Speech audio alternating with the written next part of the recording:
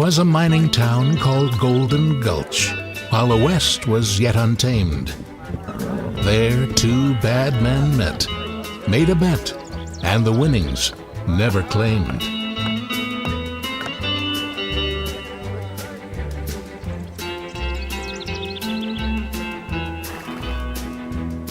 The boys had ridden into town one payday afternoon to line the bar at the Lucky Star, which was Dandy Rand's saloon. Now, the dandy was an ornery cuss, if by chance you made him sore. His only law was the lightning draw of the heavy guns he wore.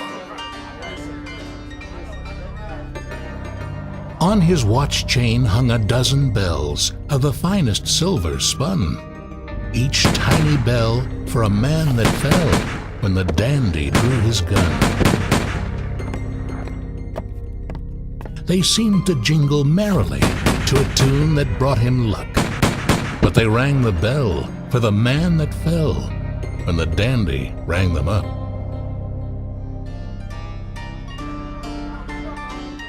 Well, the boys had finished a round of drinks when the barroom door swang wide, and a man walked in with a reckless grin and a funny cat-like stride.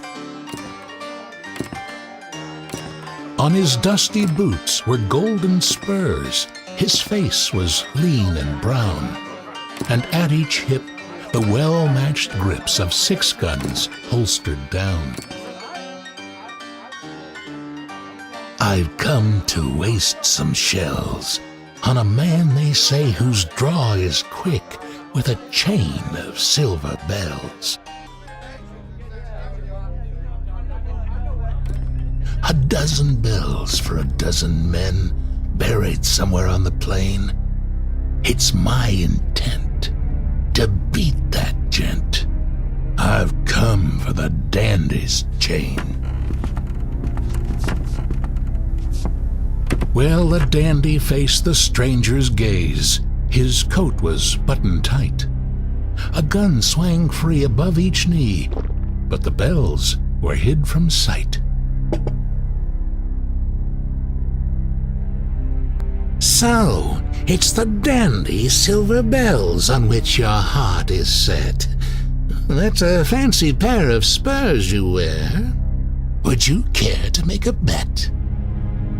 The silver bells for the golden spurs.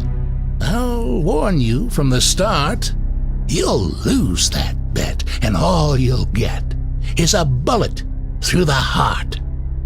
If the dandy tries, they'll find him dead, with a chunk of lead placed neat between the eyes.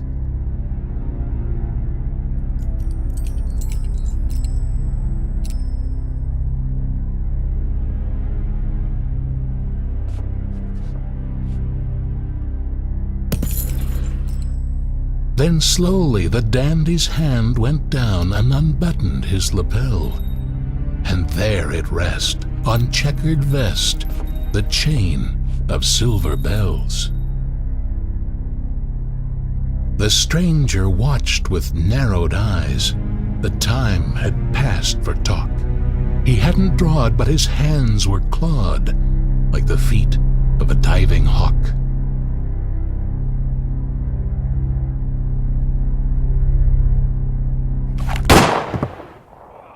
The dandy stumbled to his knees with a look of wild surprise, with a chunk of lead, like the stranger said, placed neat between the eyes.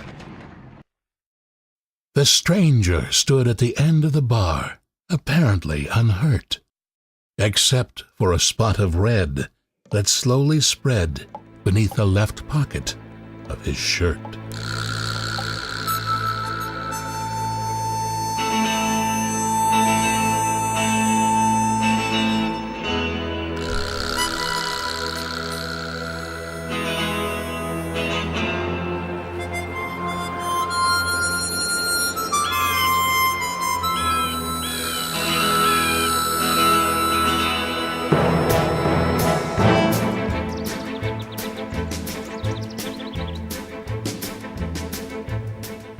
Golden Gulch is a ghost town now. Its mining days are done. There are coyote tracks in the tumbled shacks, bleached white by the desert sun.